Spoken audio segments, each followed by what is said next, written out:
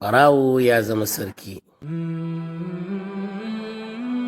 Littafin abokin fira kashi na 1 wallafar Dr. Muhammad Mansur Ibrahim Sokoto wanda ni Muhammad Zaharuddin Usman na karanta. Labari na 2. Gaman Katar. Ɓarawo ya zama sarki. Wani ɓarawo ne aka yi mashiririci mai suna Katar. Wata rana ya shiga masallaci don ya yi sata a tsakiyar dare. Da shigarsa sai ya ji motsin mutane kusa da masallacin. Da ya ji sun matso kusa sai ya kabbarta sallah. Ana haka sai ya ji an buɗe masallaci an shigo, sai ya yanke shawarar tsawaita sallah saboda jin tsoro. Su kuma kawai sai suka share wuri suka zauna suna jiransa. A tsorace ya sallame, ya waiga don ya ga ko su wane ne, sai ya ga sarki da tawagarsa. Kafin ya ce komai sai sarki ya miƙa masa hannu suka gaisa.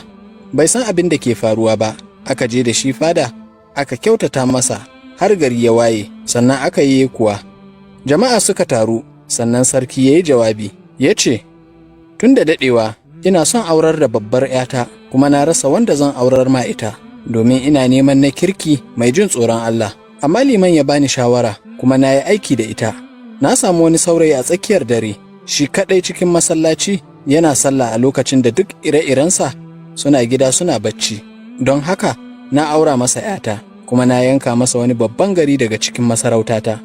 A nan ne fagogon naka ya sunkuyar da kansa yana kuka, yana faɗi a zuciyarsa, "Wannan fa sallar ƙarya ce na yi, Allah ya bani wannan alheri, to ina ga na yi sallar gaskiya?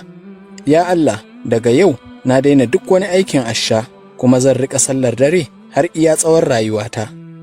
To kun ji labarin Katar da ake cewa Allah ya yi muna gamon Katar. Darasi: a rana ɗaya Allah kan yi bature, duk halin da ka ga mutum a cikinsa, kada ka yanke masa ƙauna. Idan yana da rabo, wata rana Allah zai shirye shi. Kada ka ruɗu da zahirin mutum, da yawa akwai rina a ƙarƙashin kaba, baka sani ba.